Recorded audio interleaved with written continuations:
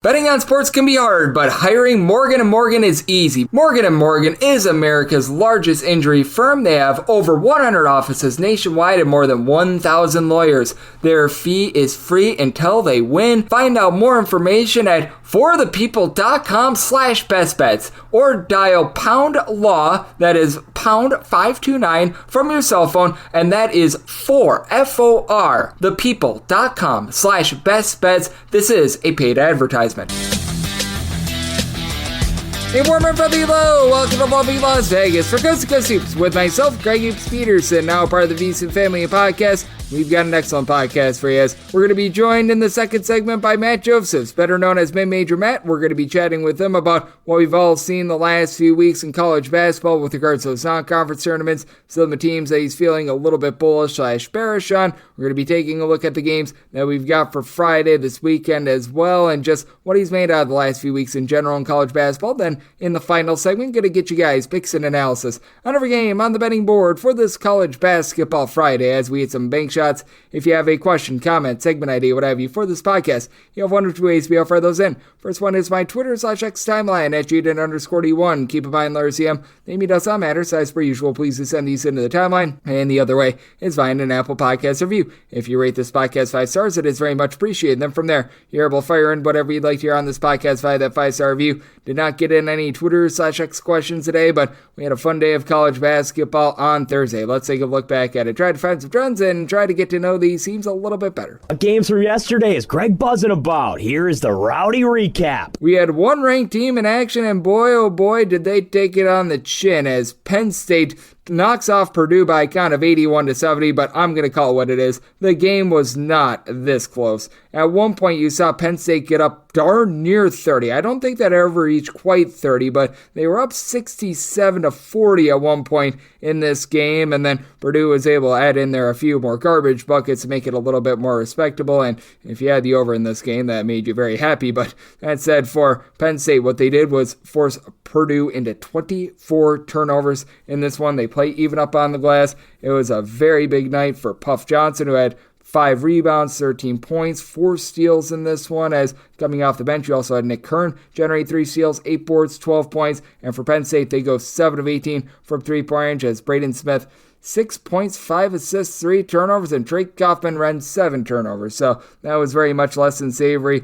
Detroit, it took them a long time to get their first win of the season last year. They're now 5-5. They take down Fort Wayne by a count of 79-78. This was an afternoon delight for those of you out there in the Central Time Zone as they go 11 of 25 from 3-point range. Legend Geeter, well, this was legendary. 22 points, 9 rebounds, and for Fort Wayne, this was not legendary. They went 6 of 26 from 3-point range, but they did do a solid job not turning the ball over. They won the turnover battle 13-9, but not enough in this one. Then another day game, you saw Lipscomb get the job done against Southeast Missouri State by a count of 78-60. Saying that Lipscomb should see a little bit of a tick up with their 3-point shooting, and we saw that here. They go 10 of 25 from 3-point range. Meanwhile, for Southeast Missouri State, most of their scoring came off the bench. None of their scorers were able to score more than 7 points in this one, so that was a bit of an issue. No cover for Samford on the closing line. The opener was between 7 and 7.5. They closed 10.5, but they certainly had a nice 3-point shooting expose against South Carolina State. 88-81 the final is for Samford. 15 of 30 from 3 with Trey Fork going 8 of 10 from distance, 25 points for Samford. They play pretty much even up with regards to turnovers, so South Carolina State 14 turnovers to Samford's 3, but South Carolina State holds in there because they win the rebound battle 31-23 as the whole was greater than the sum of its parts. 10 different guys for South Carolina State played at least 11 minutes in this one. Long Beach State has had a long and tumultuous season thus far. I believe that they had covered just one game going into this one. I might be mistaken. It might have been 2, but it had been a really rough season for them. But they find a way to get the job done against Cal State Fullerton by kind of 73-56, and they were indeed 1-7 against the spread going into this night. As for Fullerton, a rough team in general that went 1 of 13 from 3-point range. They played even up in terms of turnovers, 15-15, and for Long Beach State, Devin Askew was able to put in their 16 points, 6 rebounds. So That'll help them get off a little bit more of the schneid. You've had St. Louis be really bad against the spread as well. They are now 1-6 against the spread, 78-61 the final against the Dons of San Francisco. As San Francisco 11 of 24 from three-point range, with having 22 points in this one from Lake Thomas. Meanwhile, for St. Louis, 4 of 24 from three-point range. Robbie Avila, 13 points, 5 assists, 4 rebounds, but also 5 turnovers and 1 of 6 from three-point range. Gibson Jimerson, he went just 2 of 8 from three-point range. St. Louis had themselves a little bit of a cold shooting night, and out there in the Big West, you saw a lot of teams in action, and this Big West team in CSUN, Cal State Northridge, they've been getting the job done all season long. That is until they ran into UC Riverside, 68-64 the final. The second time in the last 3 weeks that Riverside has won as a 4-point underdog outright on the money line on the road. Also knocked off Colorado State a week or two ago. And for CSUN, they go 7 of 20 from three-point range, but 13 of 20 at the free throw line, while Riverside was 13 of 15 at the charity stripe. And Barrington Hargress was able to put in their 27 points, and they won the turnover battle 18-16 as well. So a pretty quality win there. What has not been quality thus far this season has been what we've been seeing out of this Cal State Bakersfield team, as Meep the Roadrunners found a way to not cover against UC Irvine. This by a count of 82-66, and this was a 2-point game with 7:30 remaining. Irvine closes in a lot of places right around about a 15.5 point favorite. Justin Owen throws in there a three-pointer with about 1 second left. He went 4 of 5 from distance, and for Irvine, they won the turnover battle 20-7. For UC Irvine, they shoot 41.5% from the floor, and for Bakersfield, they were able to go 17 of 19 at the free throw line to hang in there, but Irvine also went 33 of 40 at the charity stripe, so they were able to get there early and often. What has also been a little bit less than savory, what we've been seeing out of Xavier thus far this season, 76-72. TCU is able to get the job done for Xavier. They're now just 3-6 against the spread, as the X-Men, they lost the turnover battle 15-8, and that's where this game was decided. These two teams play even up on the glass, but you also had Frankie Collins on the side of TCU as well. 16 points, 7 boards, 5 assists, so nice quality job there. We also saw a lot of Southland Conference play as well, and out there in the Southland, it was not a good night for Incarnate Word. They fall to Northwestern State, this by a count of 72-70, as for Northwestern State, they got up in this game 18 points. Incarnate Word battles their way back behind Davion Bailey, being able to supply the team with 22 points, but even though Incarnate Word goes 11 of 24 from three-point range, you had a 7 of 15 three-point shooting sizzler out of Northwestern State, as for Northwestern State, they win the turnover battle in this one 14-7. That decided the game. Don't think a lot of people know this, but Houston Christian, they are now 7-0 against the spread thus far this season. Not saying they've been amazing, but they get the job done against East Texas A&M. This by a count of 83-79, as Bryson Dawkins was able to put in their 22 points. And you saw Houston Christian, a team that had been anemic from three-point range, go 9 of 17 from 3. They go 30 of 39 at the charity stripe. East Texas, they go 18 of 22 at the free throw line. So for Houston Christian, even though they lose a turnover battle and they lose the rebound battle, they knock down their free throws and they find a way to be able to get the job done. Also getting the job done, UW-Milwaukee over Cleveland State, 79-67 the final. And if you had Cleveland State, this is just brutal. They were down by a count of 69-67 with 2 minutes and 30 seconds remaining, but in the final 2:30, UW-Milwaukee at 10-0 charge to be able to cover this one. For UW-Milwaukee, they go just 5 of 21 from three-point range, but 28 of 37 at the free throw line. Cleveland State remains relatively cold from 3, and Cleveland State just got completely plowed on the glass, losing that battle 41-24. JaMichael Stillwell, 12 points, 15 rebounds. Kentrell Pullian, 24 points, 10 boards of his own, so that was able to cash. And Arkansas State, they got an unexpected battle from Jackson State, who now is Deshaun Ruffin, former McDonald's All-American, back in the fold for them, 66-64. Arkansas State is able to avoid the upset. Ruffin only 8 points in this one. He didn't even do it, as it was Juan Reyna who came off the bench. He had 12 points, went 3 of 7 from three-point range, but how about Romeo Manciel being able to supply the team with 5 points and 17 rebounds, and then a double-double, 16 points, 7 boards out of Shannon Grand. But for Arkansas State,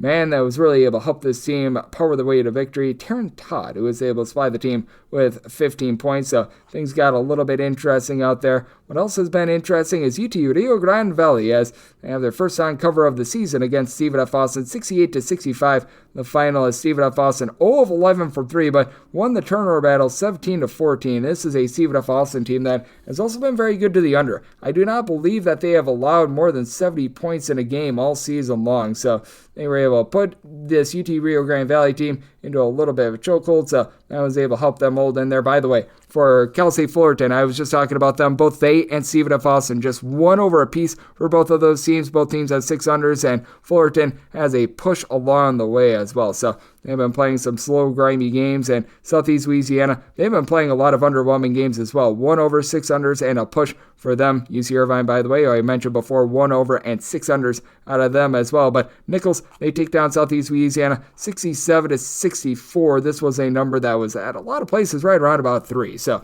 depending upon when you got it there. But for Nichols, 4 of 24 from 3. 5 of 20 out of Southeast Louisiana, but you did have a double-double. Jamal West, 13 points, 10 boards. That was able to allow Nichols to be able to get the job done and be able to get the victory there. And then for the Drake, they get a win, but no cover against Valparaiso. 66-60 the final as for Drake. A little bit of a cold shooting night for them. They go 4 of 14 from 3 and 16 of 26 at the free throw line. That costed them the cover. And for Drake, they lose the turnover battle by kind of 13-10 as off the bench, very unexpectedly for Valparaiso, Tyler Schmidt, he's able to give you 20 points. And you had Justice McNair, who been averaging about 4.5 points per contest. He throws in their 15. So for Valparaiso, they get 39 out of their 60 points off the bench. That was able to allow them to hold in there. And Oakland, it's been a less than tremendous start to the season for them. They get the job done against Wright State by a count of 66-64. This despite Wright State going 16 of 31 from three-point range. They only made 6 two-point shots in this one, a very slow and controlled game with Oakland being able to win the turnover battle 11-7. So that helped them to be able to get the job done, and it has been a very wild ride in college basketball thus far this season. And if you're looking trend-wise at what we are getting, it has been pretty even up now in terms of the overs and the unders. We saw a massive binge of overs to begin the college basketball season, but over the last 7 days, it has very much ironed out. 140 overs, 139 unders over the last 7 days. Last 7 days have seen the underdogs have a little bit of success, but not as much as a few weeks ago. 141, 136, and 5 against the spread for underdogs in the last 7 days. And overall for the season, underdogs still hitting at 52%, 717, 662, and 21 against the spread, while overs hitting at 50.2%, 694, and 688. So that's what we saw in college basketball on Thursday, and that's what we're getting trend-wise. Coming up next, let's take a look at what we're all getting in this fine game, take a look at a few games for Friday, and so much more with our good friend Matt Josephs, aka Mid-Major Matt, right here on Gus Seats with myself, Greg Peterson, now a part of the Decent Family Podcast.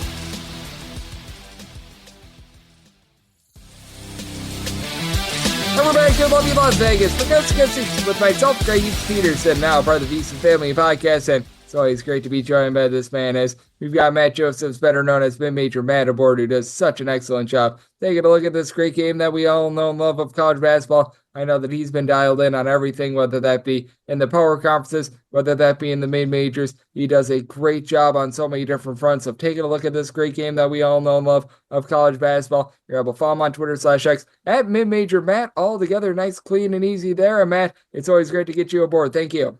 Yes, always good to be on. You know, the early part of December, always very interesting with the mixture of conference games and non-conference games. Absolutely, and Matt does a great job over at FTN Network and FTN Bets as well. On the college football front, as things are getting hot and heavy there, but as we know, things have been hot and heavy out there on the hardwood. And just what have been your takeaways the last few weeks in college basketball? Because I always feel like year in and year out, these non-conference tournaments, they get harebrained, they get crazy, and it's just very different from what we see the rest of the season. Because I noticed that in the challenges that we saw over the last few days, it felt like things normalized after things were all sorts of harebrained with those tournaments. Yeah, well, I mean, we learned the ACC is nowhere near the SEC, that's for sure, because they only picked up 2 wins in the challenge, with Duke only getting one of them, and of course Clemson getting the other one. And it's not so much that they lost those games, it's the margin. A lot of double-digit losses, a lot of teams losing at home. I mean, when you see North Carolina play as poorly as they did and give up over 90 to Alabama, we saw Virginia struggle defensively against Florida. We saw Virginia Tech play awful against Vanderbilt. So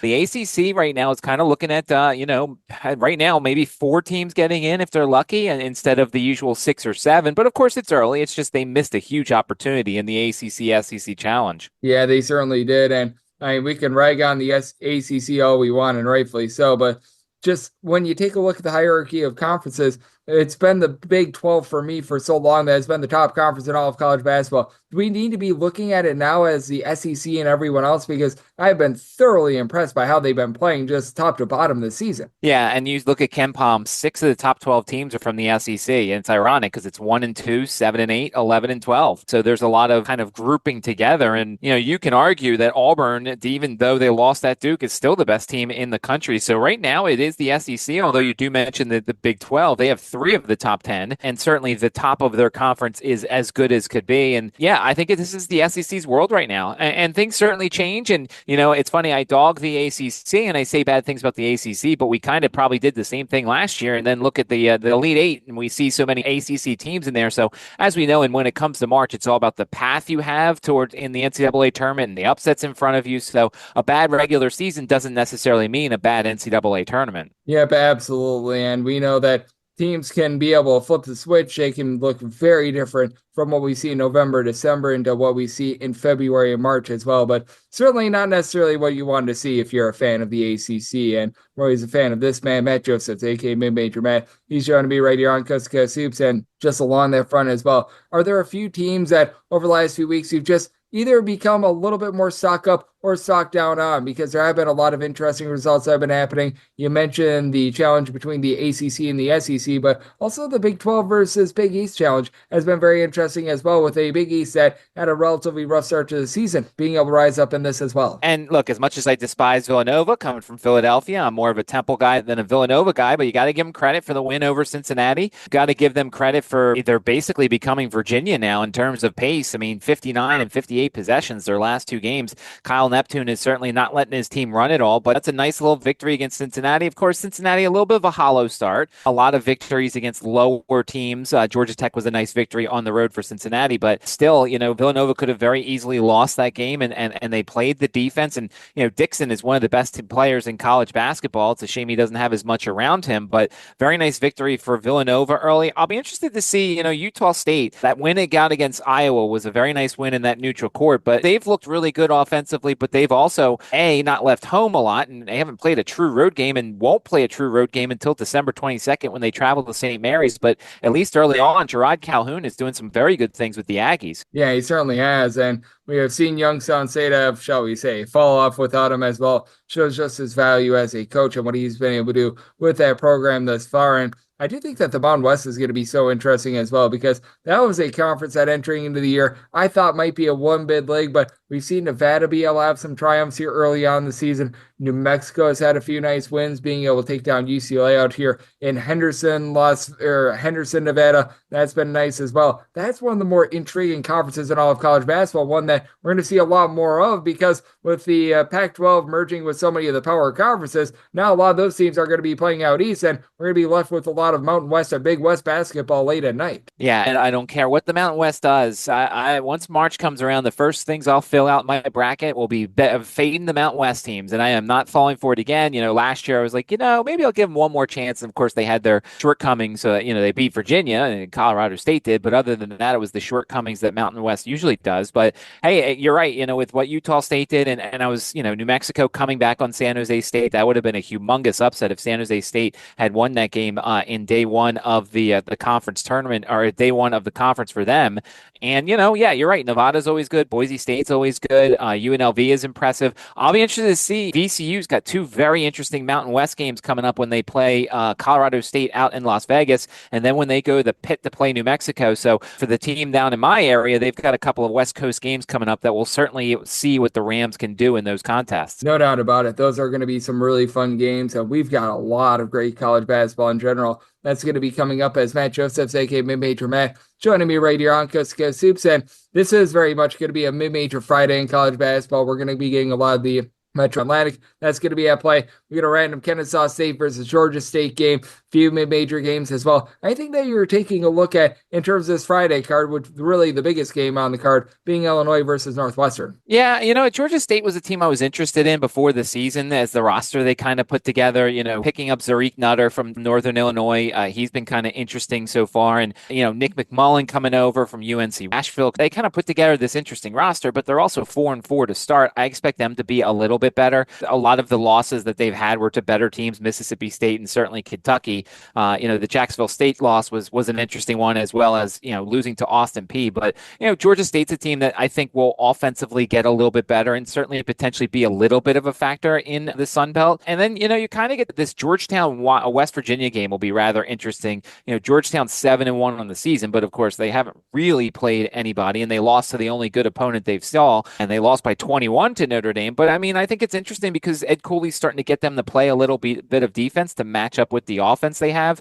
West Virginia being 5-2 so far. Darian DeVries is doing a good job there, and with the win over Gonzaga and the win over Arizona, they're coming into this game with a little bit of confidence. Usually I wouldn't necessarily look at Georgetown as an underdog in this situation, but I might be interested in the Hoyas. And then I might hate myself afterwards when they lose by double digits, forever believing in that team. But I think they could make that game interesting on Friday night. And I'm so glad that you mentioned that game as well, because the Big East hierarchy has all of a sudden been flipped on its head. I don't think the UConn is as bad as finishing 8 out of 8 in the Maui Invitational, but certainly they're looking down this year. Marquette, they lose by double figures against Iowa State. We've seen Creighton be all sorts of banged up, while DePaul, I know that they lose that game against Texas Tech. They look much more promising. You mentioned Georgetown. They were the other dregs out there in the Big East. Certainly, they're probably not going to be competing for any sort of a conference title, but they look much better as well. What do you make out of this conference where typically it's been either UConn or Villanova being head and shoulders above everyone else, but it feels like it's a little bit more of a equal playing surface this season? Creighton getting that win over Kansas was certainly huge for the conference, and we know how good Creighton usually is. And there's the usual suspects. I mean, Xavier is pretty good, and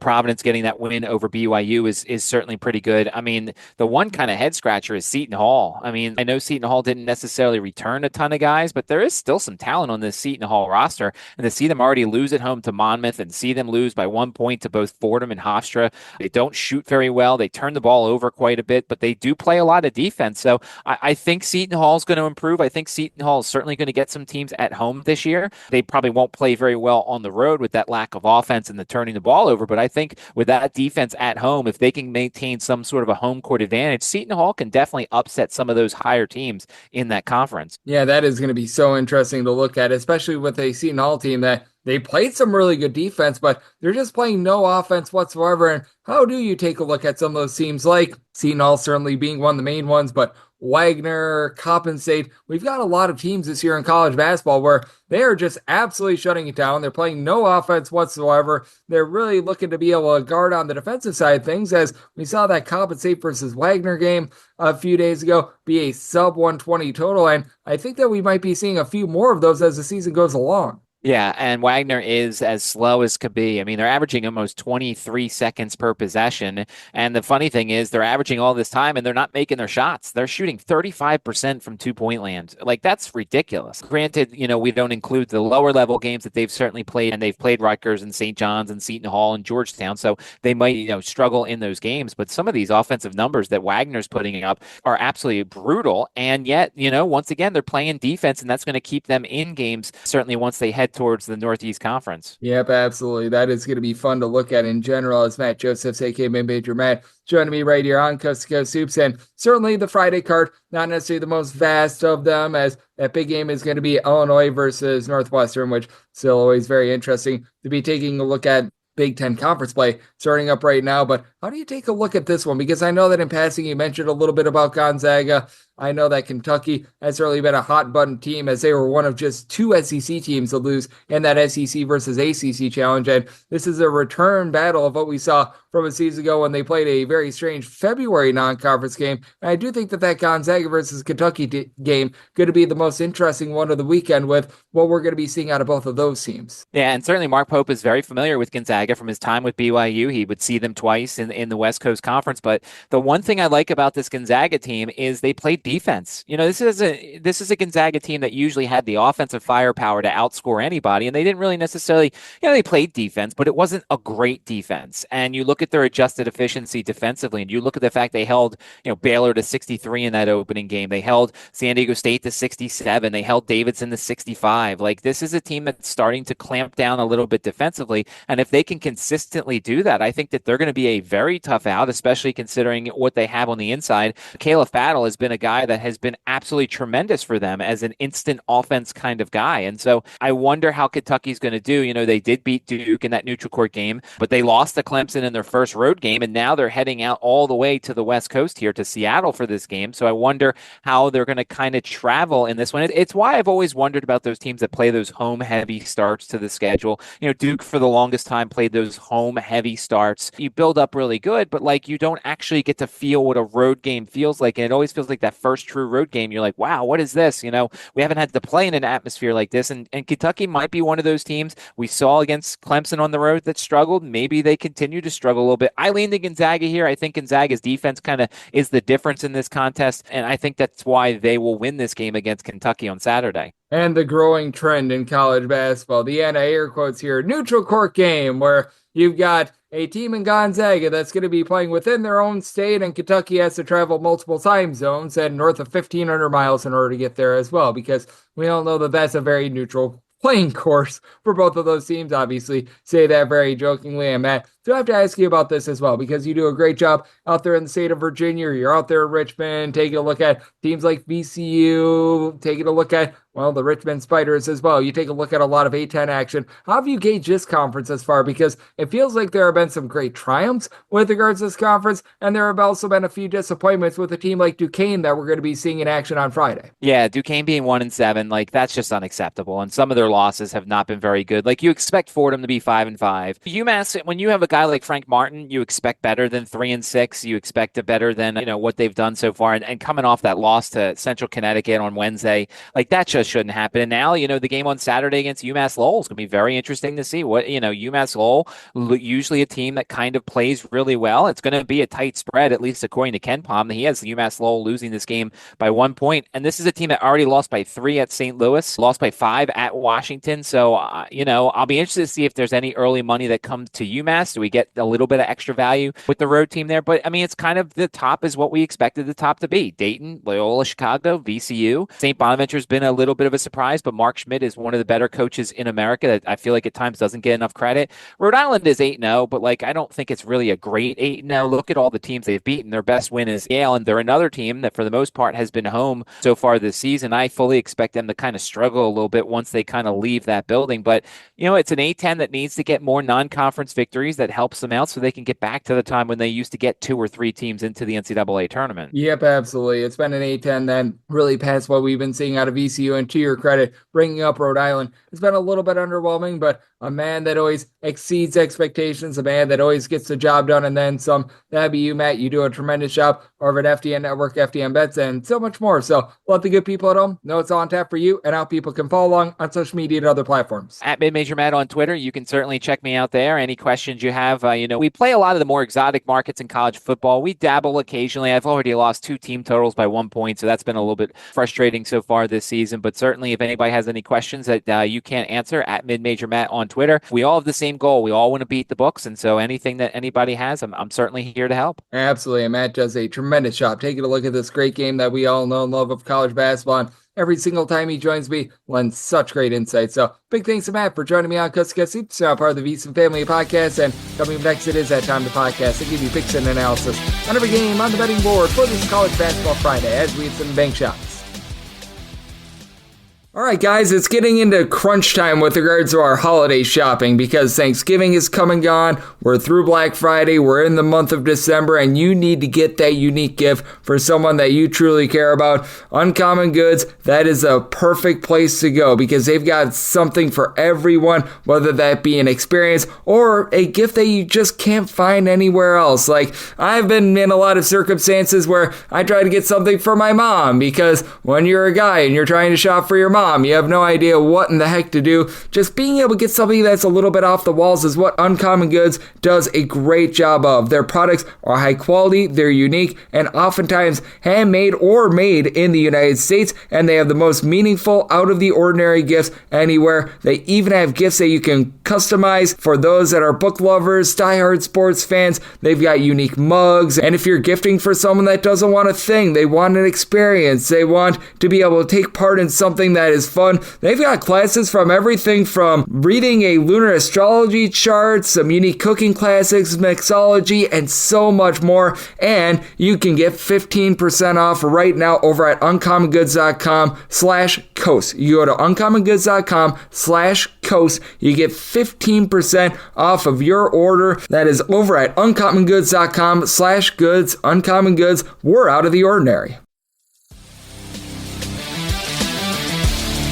And we're back here, lovely Las Vegas, for Coast to Coast Hoops with myself, Greg Heaps Peterson, now part of the Veason Family Podcast. Always great to be able to get Matt Josephs, aka Mid-Major Matt, aboard. He does such an amazing job taking a look at this great game of college basketball. Every single time he joins me, lends such great insights, and did so once again today. So, big thanks to Matt for joining me in the last segment. Now it is that time of the podcast. I give you picks and analysis on every game on the betting board for this College Basketball Friday as we hit some bank shots. Most financial establishments close at a certain time, but not here. It is time for a side and total on every game on today's betting board bank shots.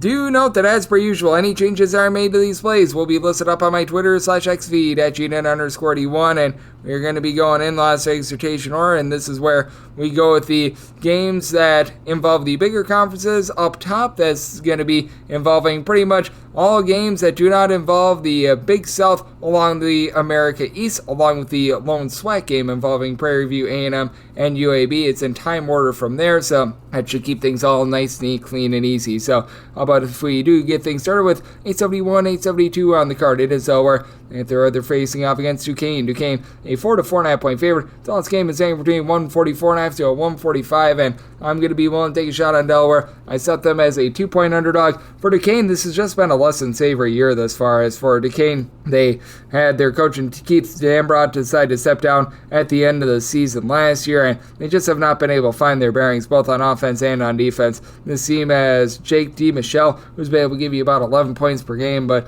for Duquesne, right now they are turning the ball over 12.5 times per game while shooting 30% from 3 and 60% at the free throw line. Jayshawn Corbett was expecting a little bit more out of him after he came over from Chicago State. 8.5 points, 4.5 rebounds per game after he was a rock-solid rebounder over at Chicago State. You've only got one guy that's giving north of 5 rebounds per game, and Halil Barre. Now, I did set Duquesne as a little bit of a favorite because with Delaware, they have been having a tough time taking care of the ball. They're turning the ball over darn near 13 times per game, and I do think that their 40% three-point shooting is going to be going into a little bit of a rut, but you've got 5 separate guys. They're able to give you double figures. Kevon Riley and Nalise Lane be able to combine for about 26, 27 points per contest. The main guy has been John Camden, who began his career over at Virginia Tech. 6'8" combo player, currently shooting 50% from 3 with 17 points per contest. Again, I think that that's going to be drying up a little bit, and you could still use a little bit more out of Tayron Allen. He comes on over from Wagner. He's been able to give you 8.5 points per game. Has been seeing a rise in terms of his overall production ever since the first few games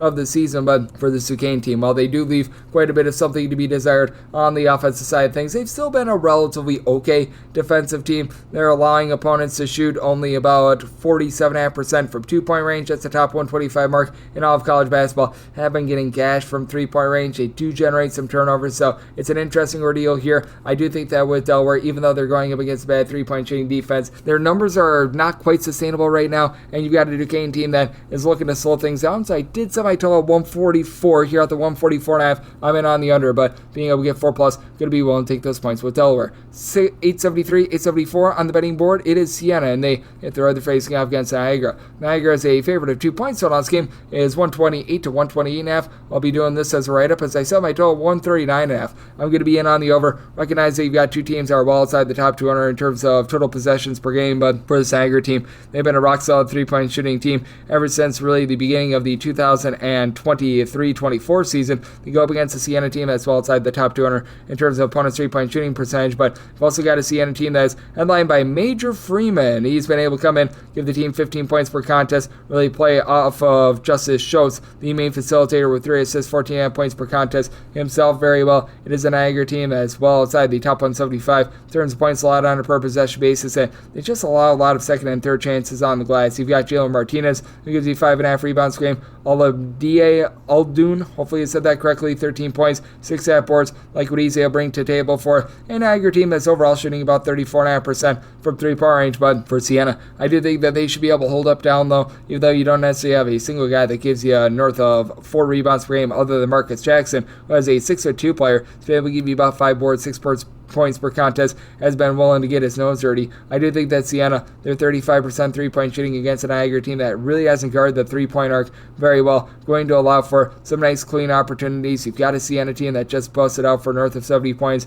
against Bucknell, and then this is a Niagara team that, albeit their offense has been a little bit rough recently, 65 points or fewer in each of their last 3 games, but that came against some low-tempo teams. They were playing a lot of back-to-backs. I do think that the offense going to be flowing against 2 teams that shoot it relatively well from 3. Neither team necessarily generates a lot of turnovers, so I think that you get a lot of nice, clean possessions in this one. And with Niagara, did set them as a favorite of 3.5 points, so going to be willing to lay the deuce with Niagara, and I'm going to be writing up the over.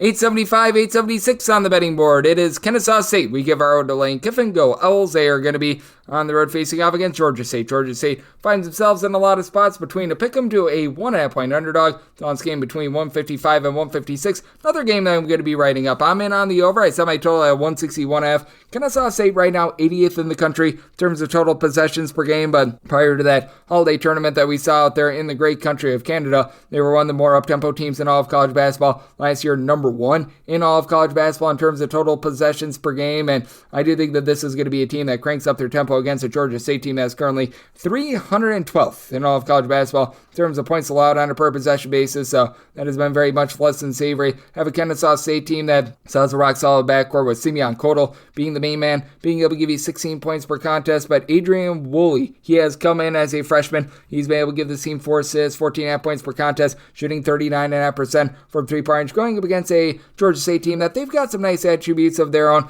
Down low, you've been able to have Nicholas McMillan give you about 10 boards, 9.5 points per game. Cesar Edwards has been able to supply the team with 7 boards per contest as well, for a team that overall they're shooting 36% from three-point range, but they are turning the ball over 13 times per game, and they're relying upon Zariq Nutter to do it all for this team, as he's been very versatile with 3 assists, 4.5 boards, 17.5 points per game. Comes in from Northern Illinois. I believe that he began his career over at St. Peter's as well, so very well-traveled man, but they've had a few guys that have been a little bit in and out of the fold as well. You're going to be looking for a little bit more out of Malachi Brown as well, who's been able to give you 3.5 assists. Comes in from Seton. He's been able to give you about 8.5 points per contest, but Georgia State really giving it up from three-point range. They've actually been rock solid in terms of being able to pull in some boards, but this is a Georgia State team that have now given up 70-plus points in pretty much all but one of their games against a D1 team ever since opening night against Ball State, so they have been really giving it up. And for Kennesaw State, they did have fewer than 70 points in each of their last 3 games, but that was, again, against ECU Irvine, Kent State, Towson, teams that are really playing slow, really bearing down defensively against all other teams. They've been able to crank it up, and do think that they're going to do so here against Georgia State, though I did set Georgia State as that 1.5 point favorite. I do think that they're going to be able to win that battle down low with McMillan and company. I think that they're going to be going up against Kennesaw State team that doesn't necessarily force a lot of turnovers to be able to help them keep things clean there. Brandon Liu has been able to give you about 6.5 rebounds per game for Kennesaw State, but in the end, I do like Georgia State on their home floor to be able to get the job done outright on the money line, so looking there, and with my write-up, I'm in on the over. 877, 878 on the betting board. It is St. Peter's and the Peacocks play us to Manhattan. Manhattan does find themselves as an underdog of 7.5 to 8.5 points. Tonight's game is 136, so 136.5. Set my line at 8.5. So one to lay up to 8 with St. Peter's. St. Peter's once again bearing down on defense, and St. Peter's last year was one of the best teams at being able to give themselves second chance points, as they were a top 25 team in all of college basketball in terms of percentage of missed shots. That resulted in an offensive rebound, taking a little bit of a fall off there, but now they're shooting as a collective 36.5% from three-point range, and all of those games have come on the road. So they've been able to improve that. Now, what they need to do a better job of, they can't turn the ball over so much. In terms of turnovers on a per possession basis, this team is well outside the top 300 with that regard right now. As a matter of fact, 318th with that regard, but they do go up against a Manhattan team that they're in a little bit of transition as well. John Gallagher is someone that I truly do like as a coach, but do think that he's going to be up against it a little bit in this one, as you've got down low a guy that has been able to give you quite a bit of rebounding and has been able to give you quite a bit of production in general, as you've been able to get Will Snyder going for 14.5 points, 6.5 boards per game, and then Jaden Winston has been able to cut down on the turnovers a little bit, about 10 points, 3.5 boards, 4.5 assists, not really turn the ball over as much as the season go. But for St. Peter's, even though this is a bunch that they turn the ball over quite a bit, they've been able to generate some steals as well, headlined by Armani Ziegler, giving you 5 boards, 12 points, 2 steals, shooting 36% from three-point range, and Mason Randolph shot north of 42.5% from the outside, 15 points per game. They've been missing a little bit down low with Mohamed So, missing a few games, but returned in their last game against Duquesne. He had in that game 11 points, 9 boards. He looks all good to go for this team, so they should be able to dominate that battle down low, and they've been able to have Stephon Roberts at 6'10", be able to supply this team with 9 rebounds per game as well. Do think that St. Peter's is going to be able to win from within for this Manhattan team. They themselves have had a little bit of a tough time being able to take care of the ball. They're turning the ball over 12.5 times per contest. They've really been able to improve their overall outside shooting, with Devin Ninkins also being able to give you 11.5 points per contest. He has come in from George Mason, but that said, in the end, I do think that St. Peter's going to do a rock-solid job with their offense, and I do think that just with the sloppiness that you're going to be seeing in general, it's going to cause for a little bit of a lower-scoring game, and I do think that there's a tad bit of regression coming for that St. Peter's three-point shooting. So by total 134.5, I'm in on the under, and I'm going to be willing to take St. Peter's up to -8.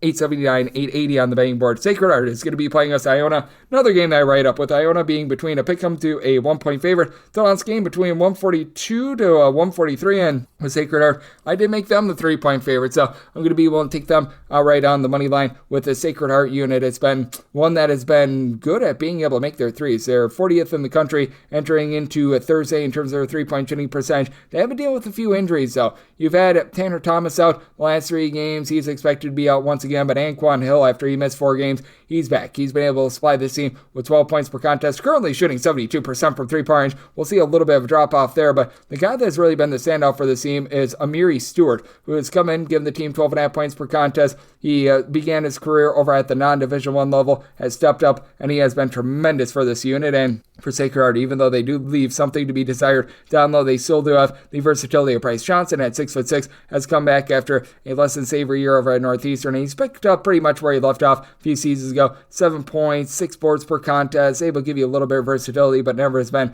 really too great of a 3-point shooter. And now they go up against an Iona team that is outside the top 310 in terms of points scored on a per possession basis, turning the ball over north of 16 times per contest. Now they themselves one of the better teams at being able to force turnovers in all of college basketball. Desir Reeves comes in from Northern Colorado, 15 points, being able to generate 2 steals per game, but it's an Iona team that, with their 2-point shooting percentage, they're outside the top 300 right now, and a big reason why. They've been dealing with the injury to Clarence Rupert. Rupert has been out since suffering an injury against West Virginia, has not been seen since. Probably not going to be back out there once again after he was logging for the team about 5.5 rebounds per game. That leaves Yafat Moundé, who comes over from the country of France, who's giving you about 8.7 rebounds per game as that main guy down low. And this team just, in general, doesn't necessarily have a ton of depth. They've been dealing with a few injuries with Justin Menard, who's been missing a few games. Should be back out there in this one. He was playing in their non-conference team event out there in the Bahamas, so he should be all good for this game, but I know that they were missing for a little bit of time James Patterson as well. He might be missing for this as well. He was in and out of the fold for that event as well, so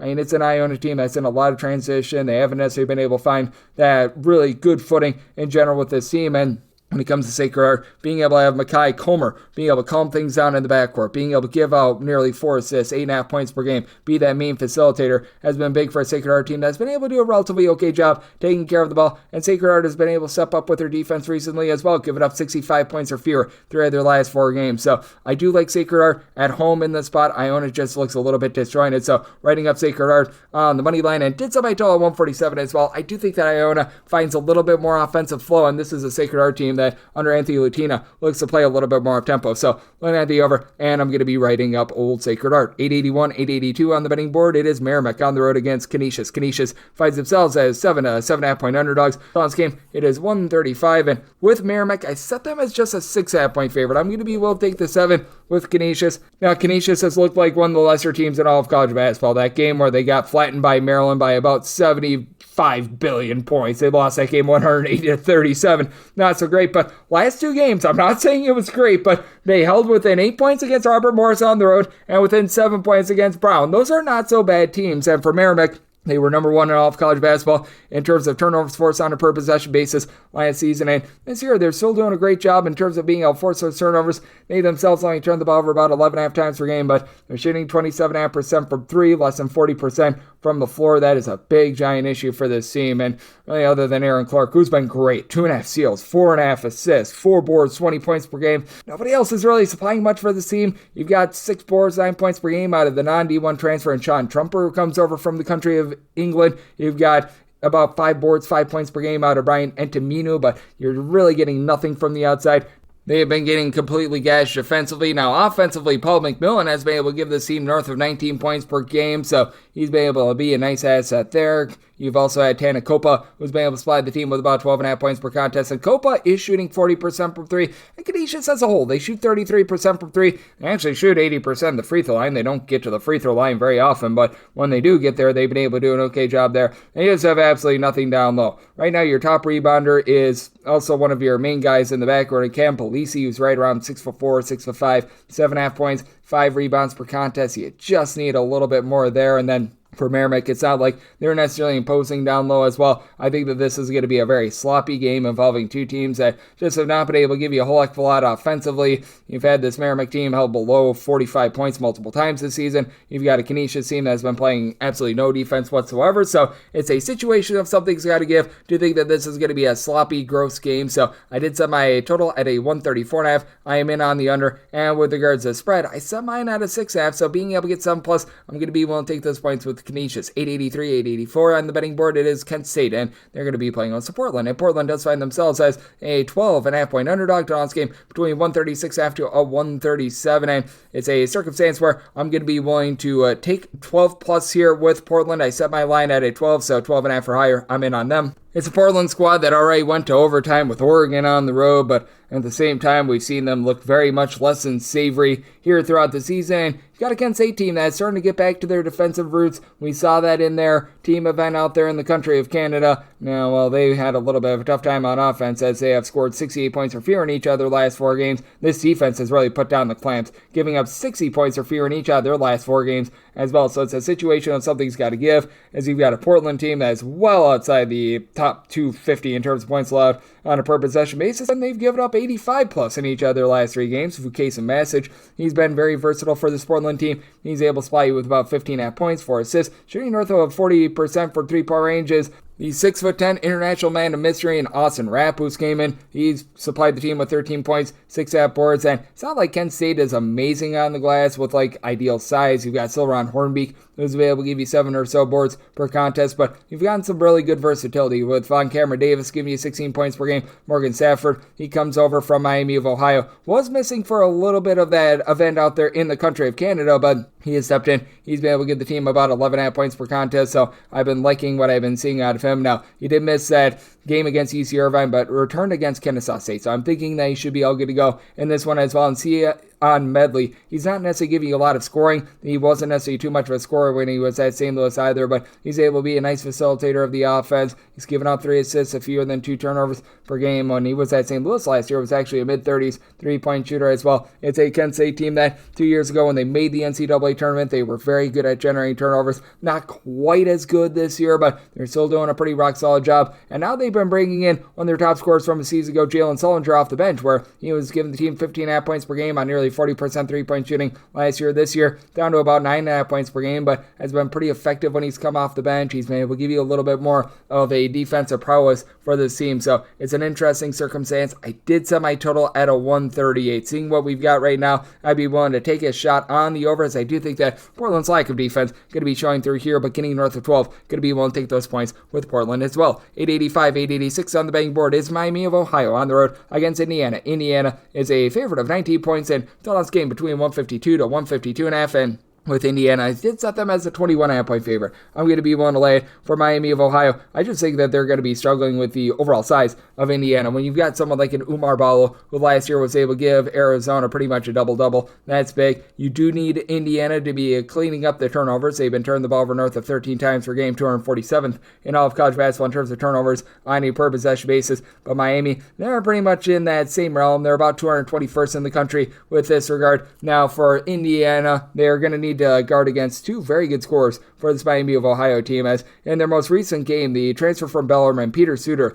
the team had 73 points. He had more than half of those points. Right now, he's averaging 17.5 points per game. Big outlier against Air Force. He had 42 points, but he's been able to throw in there 12 plus points in each of the last 5 games. He has really been able to come along there, and then you've been able to get about 14 points per contest out of Cam Kraft as well. He's been crafty, shooting 39% from three-point range, but it's also a Miami of Ohio team that they do generate some turnovers. They generate about 9 steals per game. That said, it's been against much lesser competition than what they're going to be seeing in this one as well. They're going to have a tough time down low, as they've got about 6.5 boards, 8.5 points per game out of Antoine Woolfolk, who comes in from Rutgers. It's a little bit of a top-heavy team, and I just have noticed that Travis Steele teams are not necessarily ones that I want to be relying upon too much in general. I do think that for this Indiana team, they're going to be able to clean up things a little bit more in the backcourt. You bring in Miles Rice, who's been able to give you a double-figure amount of points. He and Trey Galloway have combined for north of 6 assists per game, but Mackenzie Mbakpo, just his overall versatility, 17 points, 5.5 boards, shooting 48.5% from three-point range at 6'9". Certainly, I do think that that's going to be tapering off a little bit. I think that that is going to be massive in this ordeal. It's a Miami of Ohio team that just has not been able to do a great job on the glass, so you throw in their Malik Renew. That's really going to allow them to take it to a Miami of Ohio team that's right around about 154th in the country in terms of their rebound rate. For Indiana, I also think that you're going to be getting a lot moving forward of Luke Goody, who he was a very goody three-point shooter over at Illinois. He's back to shooting about 39% from three after he had a little bit of a rough go of it to begin the season, and if you get anything whatsoever of Ken and Carlisle moving forward, he just has been a little bit of flopperoonie since the second half of his season over at Stanford. All the better for this Indiana team. I did set my line at 21.5. I'm going to be willing to lay it. I did set my total 149.5. I do think that just the dead possessions that you get on both sides with the turnovers going to be a little bit costly in terms of this total. So I'm going to be in on the under, and I'm going to be willing to lay it with Indiana. 887, 888 on the betting board. It is Ryder, and they play us Quinnipiac. Quinnipiac,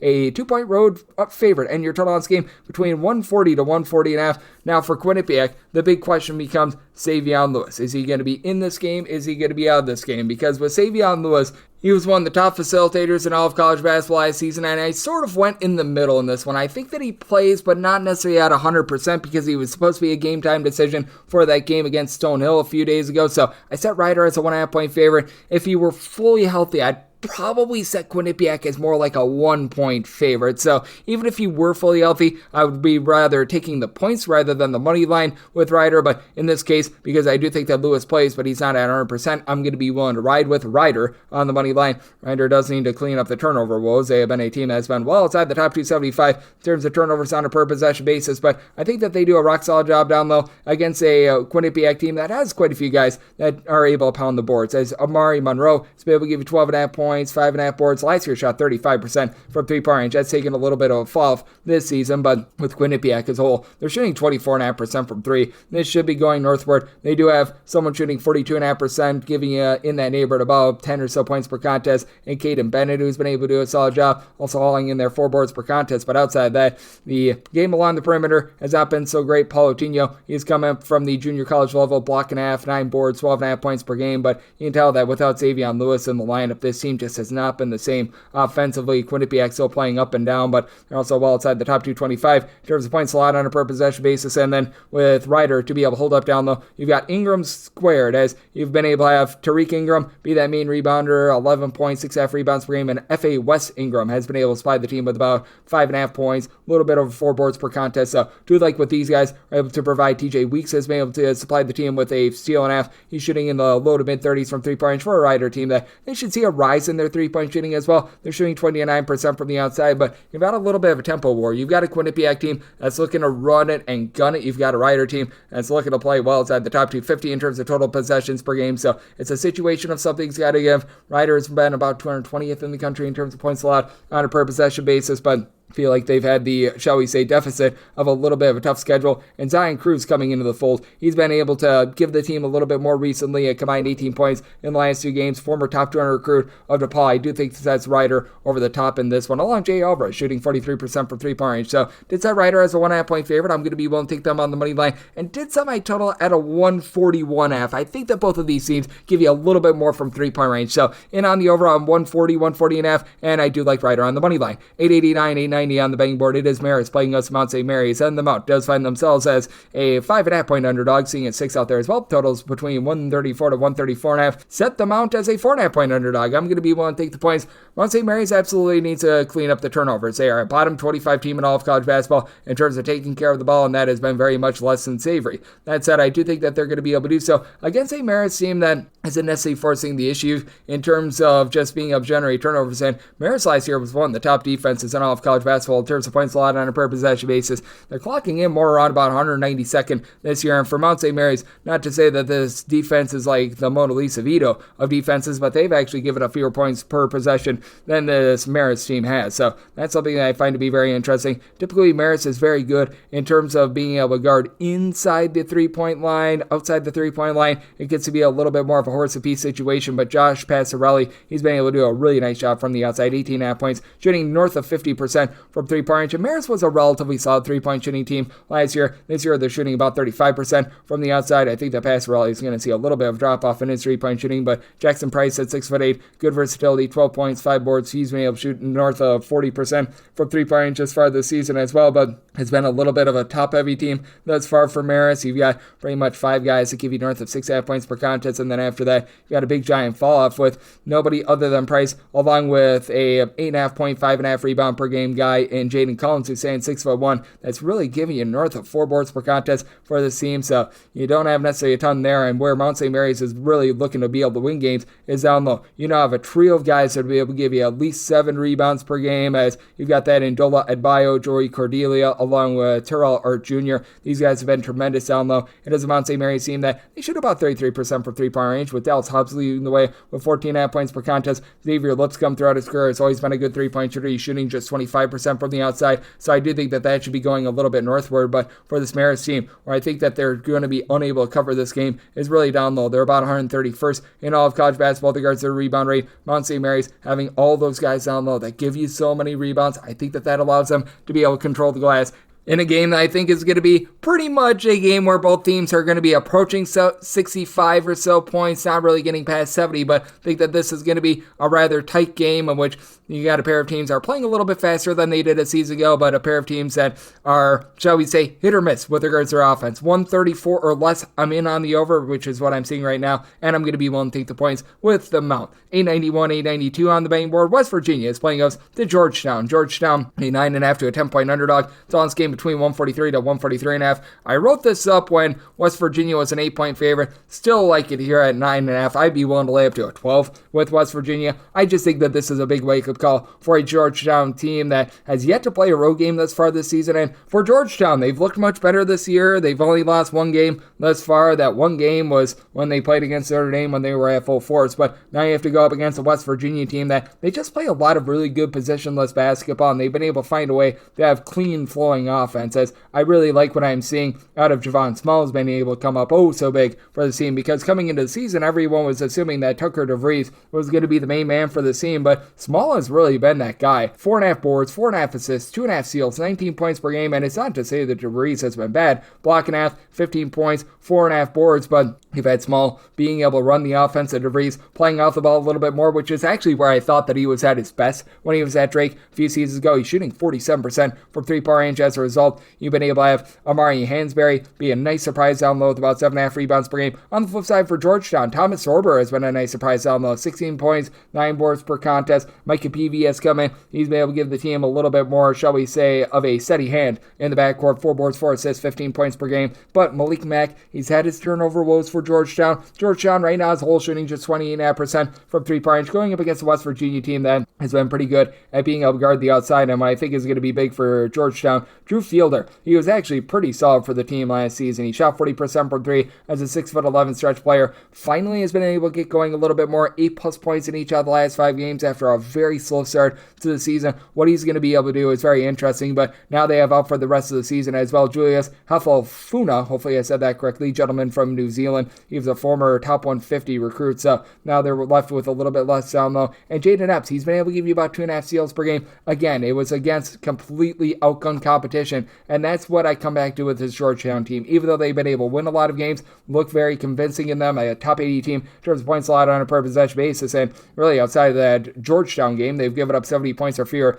in every one of them. They just have not necessarily seen great competition in terms of the offensive side of things. Meanwhile, you've got a West Virginia team that they come in having scored 70+ points in each of their last 4 games, albeit they've had 3 straight overtime games, so West Virginia has had a lot more possessions in their games, and then you'd expect that has very much warped their numbers a little bit if you look at the raw numbers. But in the end, I do think that West Virginia could be able to take it to a Georgetown team that looks a little bit improved defensively, but again, against outgunned competition, I think that this step up is going to be too much for them. I did set my number at 12.5. I'm going to be willing to lay it with West Virginia, wrote that up, and set my total at 144.5. I think that this is a bit of a wake-up call for Georgetown. So, on the over, and I'm going to be willing to lay it with West Virginia. This is the last game on the normal Las Vegas betting board before we hit the extra games. 893, 894. It is Illinois on the road against Northwestern. Northwestern finds themselves as 3 to 3.5 point home underdogs. So on this game between 143.5 to 144, and set my line at 2.5. Being able to get 3+, I'm going to be willing to take those points with Northwestern. For Northwestern, been a little bit wobbly for them this season in the backcourt because you no longer have Boo Buie, who is one of the most sure-handed backcourt pieces in all of college basketball. But Brooks Breinheiser, after he missed the first 4 games of the season, he has been one of the biggest force multipliers out there in all of college basketball. 20 points, 8 boards, 4 assists, 2 steals, shooting nearly 39% from 3. Northwestern as a whole shooting in the mid-30s from 3-point range, but Nick Martinelli right now shooting 59% from the outside, 20 points, 6.5 rebounds per game. Feels like defenses are starting to figure him out a little bit more. He's been held below 20 points in each of the last 3 games, but still has been able to make a nice impact on this game. And you've also got Matthew Nicholson, who's been able to give you about 5 rebounds per game. You've gotten that out of Justin Mullins as well. And then for Illinois, they should be able to win that battle on the glass. You've got Tomislav Avicic, who's been tremendous, 16 points, 9 boards, and you've seen really good versatility out of the 6'6" gentleman from Lithuania, Kasparas Jakanukskis. He's been able to come in. He's been able to give this team 13.5 points, 6 boards, 6 assists. He's shooting from 3-point range about 36% as well, but we've seen Illinois get bludgeoned on the defensive side of things. I know it's against Alabama, and Alabama plays all sorts of frenetic, but giving up 100 points there, a little bit less than savory. It's still an Illinois team that, it's been hit or miss for them with regards to their defense. Their last 5 games, they have given up 54, 100, 40, 34, and 77 points. So talk about being up, down, and all around. There you go. And you got a Northwestern team that traditionally, they like to slow things down. They like to play a little bit more just within themselves. 71 points or fewer allowed, and pretty much all but one of their games have wrapped up in regulation this season. The UIC games are actually 2 games, but still they've been able to do a solid job being able to keep things relatively in line, and I do think that they do a nice job here in terms of being able to get a little bit more of their tempo. We have seen the best of Illinois, we have seen the worst of Illinois, and I do think that Northwestern gets this game played on their terms. I think that Illinois in the end, with guys like Will Riley and company stepping up, have just enough to be able to get the job done, but being able to get more than one possession with Northwestern as a home underdog, I'm going to be willing to take those points. Set my line at 2.5, so don't want the money line, but want the points with Northwestern. Set my total 142.5, so also in on the under. Now we hit the extra games. The normal betting board picks are complete, but there are some extra games today, so we go into the bonus. Another game I'll write up, 306-601, 306-602. It is Bryant playing against Brown. What can Brown do for you? Well, if they hang within 4 points, they'll make you money. They are a 4-point underdog against Bryant, and the total on this game is 152. Set Bryant as a 6-point favorite. I wrote them up laying the number with Brown. I think that this is where the loss of Nana Owusu-Anane is really going to be hurting them. They go up against a Bryant team that is currently in the top 40 nationally in terms of percentage of their missed shots that result in an offensive rebound, as you've got Earl Timberlake bringing sexy back right now. He's been able to give the team 8 boards, that main guy that's able to give you those offensive rebounds, 5 assists. He's not going to stretch the floor or anything like that, but is able to supply the team with 15 points. And then you've got Rafael Pinzon, who's been that main scorer. He's been able to supply Bryant with 19 points per game, a Bryant team that they love to play frenetically, and they're a team that they like to get up and down, but they're shooting about 38% from 3-point range, getting some good versatility out of Barry Evans. He comes in from St. Bonaventure at 6'8". He's been able to shoot north of 40% from 3, 12.5 points, 7 rebounds per game. I wonder how Brown is going to be able to counter that, because they might have the best peer scorer out there on the floor in Keno Lilly Jr. He has been Mr. Do-It-All in the backcourt, giving you 3.5 assists, 19.5 points, shooting 47% from 3. What comes up must come down with that, though, and this is a Brown team that they're not going to be able to take advantage of the fact that Bryant turns the ball over 13 plus times per contest, and that they just don't have a lot of active hands in the backcourt. They're not really a team that is going to be looking to generate a lot of turnovers. And I will say, in the absence of Owusu-Anane, you've had Aaron Cooley and Landon Lewis both give you 8 rebounds apiece, so they've done a nice job stepping in there, but you've got a lot of depth when it comes to this Bryant team that's finally starting to use it as well. They used to run like a 6 or 7 man rotation, despite the fact that they played super up tempo, brought in a lot of guys via the transfer portal. So seeing these guys getting out there like a Kevon Kramer, who's able to give you about 5 or so rebounds per game. Connor Withers has been rock solid, giving you a steal and a half, block and a half, 10.5 points, 5.5 rebounds per game. I do think that Bryant has enough to be able to get the job done on their home floor, and I do think that this is going to be a rather up and down game. I set my total as well at a 152, so we'll see if we can get off of this number. I was seeing a little bit before, I believe more like a 152.5, 153. At that number, I'd be willing to take a shot on the under, and I'm willing to lay up to 5.5 with Bryant, and wrote that up. 306-603, 306-604. It is Davidson, and they play us to Charleston Southern. Charleston Southern, an underdog of 14.5 points. Total on this game, it is 145.5 to 146.5. So Charleston Southern has a 13.5 point underdog. I'm going to be willing to take the points. Davidson had their ups and their downs in the battle for Atlantis, but I do think that for Charleston Southern, they're really starting to find themselves under Coach Son Nimbley, who was with the program a decade ago as a player, and he's done a good job of just having Tajay Kelly take over games. 15.5 points, 7.5 boards. He's right around about 6'5", 6'6", a little bit of a joker player that's able to pop threes. Doesn't necessarily shoot at the world's greatest from 3-point range, but that's why you've got RJ Johnson in the backcourt, who's giving you 5 assists, 14 points, right now shooting 47% from 3-point range, and in their last 2 games, a combined 53 points, 11 assists to 5 turnovers. So he's been able to run some nice offense. Now you're going to need to get a little bit more out of Lamar Odom Jr., the transfer that comes in from Drexel. When he was at Drexel a few seasons ago, 2021-22 season, was about a 43.5% 3-point shooter, shooting just 26% from distance this season, but we've also been able to get about 6 boards per contest out of Reese Jones, and this is a Davidson team that they leave a little bit of something to be desired down low, and Davidson is always at their best when they're shooting it well from 3-point range. You've got good versatility with Bobby Durkin, who stands right around about 6'7", 15 points, 4.5 boards. He's right now shooting 45% from 3, but as a whole, they're shooting 33% from 3. They run some clean offense. They're only turn the ball over about 10.5 times per contest, but you've only got one guy that gives you north of 4.3 rebounds per game as well, Reed Bailey, who's been very good at stuff in the stat sheet. 3 assists, 17.5 points, 7.5 boards.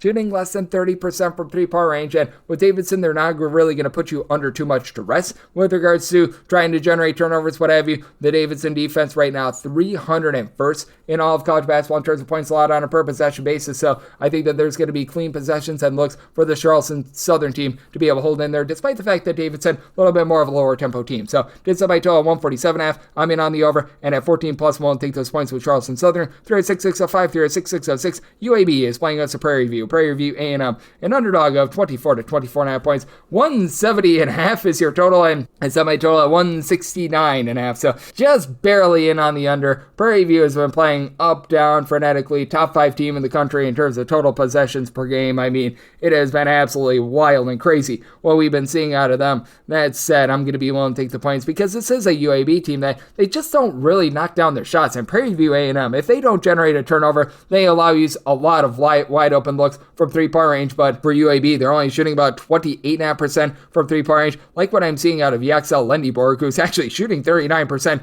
from 3. He's been doing it all for the team. 3 assists, nearly 2 steals, 1.5 blocks, 17.5 points, 9 rebounds per game after he averaged a double-double for the team last season. Don't call his name, though. Alejandro Vasquez is now shooting 19% from 3-point range. Last year, he was one of the top 3-point shooting players for the team. Jabari McGee has come in. He's been able to give you 3 boards, 3 assists, 12 points per contest. So, like what I'm seeing there, but just the ancillary guys need to be able to step up, give you a little bit of scoring. I was expecting a little bit more out of Greg Gecko Gordon. He comes on over from Iona, where he was their top scorer before leaving the program last year. He has been in and out of the lineup, just returned against Middle Tennessee, but was unable to give you much more than about 5 or so minutes in that game. Meanwhile, for Prairie View A&M, Nick Anderson has been a nice go-to scorer for the team. He's been able to log 19 points per game for a Prairie View team that they always struggle from 3-point range. 31.5% from distance is actually not too bad for them. Tanaj Pettiford from Stony Brook, he's been able to give you 15 points. He's shooting in the mid-30s from 3-point range, but this team has a void to be filled down low that they're looking to Marcel Bryant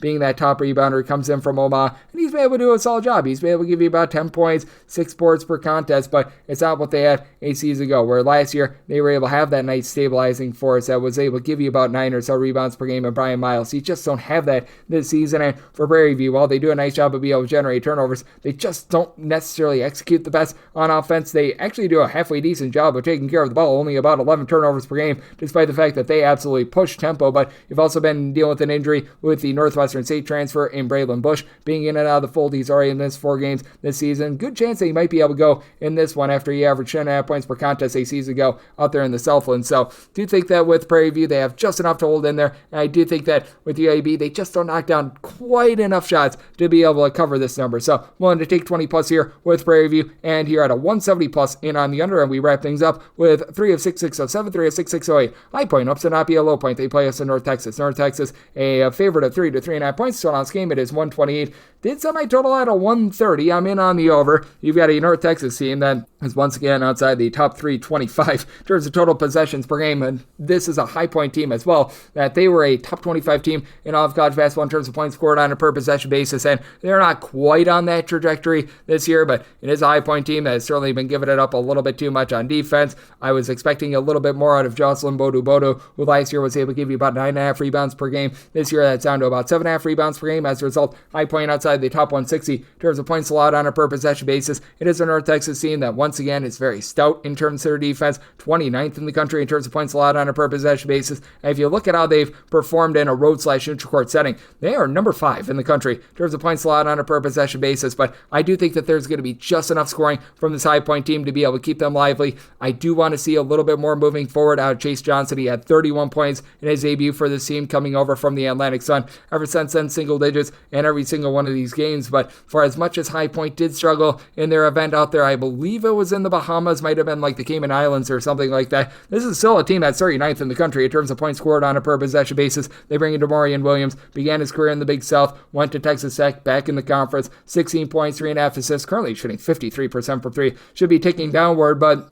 I do think that the 37.5% three-point shooting that you're able to get out of this team, it is going to be a mainstay. If you got Kesagifa, who's been able to do a really good job of being able to help out this offense as well, shooting 37% from 3, 15 points, steady hand with about 2.5 assists per game. And then Kamani Hamilton, he stands right around 6'7". He's able to pop threes. He's able to give you 5 boards per contest as well. And now with Bobby Pettiford getting out there, that gives them another weapon against a North Texas team that, despite the fact that they lose pretty much their entire backcourt from a season ago, still a rock-solid team. And what a lot of people I don't think understand about North Texas is this is typically a good three-point shooting team. Right now, they're shooting 34.7% from the outside, 73.5% the free throw line, with Aiton Wright being Mr. Wright with about 13 points per contest. Jasper Floyd, a Sachi suffer from Fairfield. He's able to give you 9 points, 4 assists, a little bit over a steal, 3 boards per contest, like his overall game. You want to see a little bit more out of some of these guys down low, as you've got Grant Newell down low giving you about 6 points, 4 boards per contest. He began his career over at Cal. You need a little bit more out of him. In the end, I do think that North Texas, with having guys like Mule Sissoko and Rondell Walker down low, being able to do such a good job down low, I think they have just enough depth to be able to get the job done, but I could only set my line at 2. So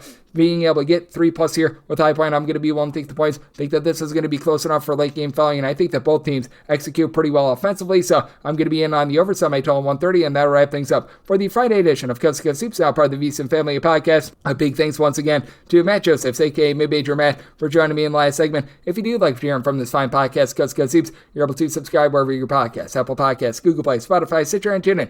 If you have a question, comment, segment idea, what have you for this podcast, you have one of two ways we offer those in. First one is my Twitter / X timeline at @JNet_41. Keep in mind, letters they mean does not matter, so as per usual, please send these into the timeline. And the other way is find an Apple Podcast review. If you rate this podcast 5 stars, it is very much appreciated. From there, you're able to fire in whatever you'd like to hear on this podcast via that 5-star review, coming at you guys every single day of the college basketball season, which means I'm back with you once again tomorrow. Thank you.